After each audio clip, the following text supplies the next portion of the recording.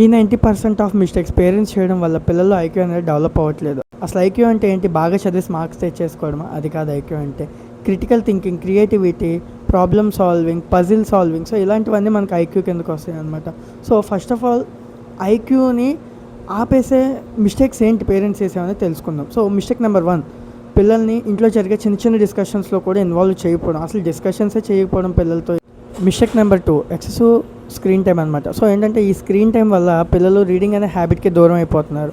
అసలు రీడింగ్ అనే హ్యాబిట్ ఎందుకు ఉపయోగపడుతుంది అంటే, లైక్ పిల్లలు ఏదైనా ఒక స్టోరీ కానీ ఏదైనా ఒక సీనారియో కానీ చదువుతున్నప్పుడు వాళ్ళు మెంటల్గా విజువలైజ్ చేసుకుంటారు. దానివల్ల వాళ్ళలో ఉన్న క్రియేటివిటీ అనేది చాలా ఇంప్రూవ్ అవుతుంది.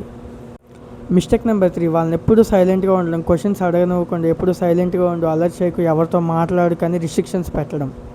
మిస్టేక్ నెంబర్ 4, వాళ్ళు సోషలైజ్ అవ్వకపోవడం, అసలు వాళ్ళకి ప్లే టైం ఇవ్వకపోవడం.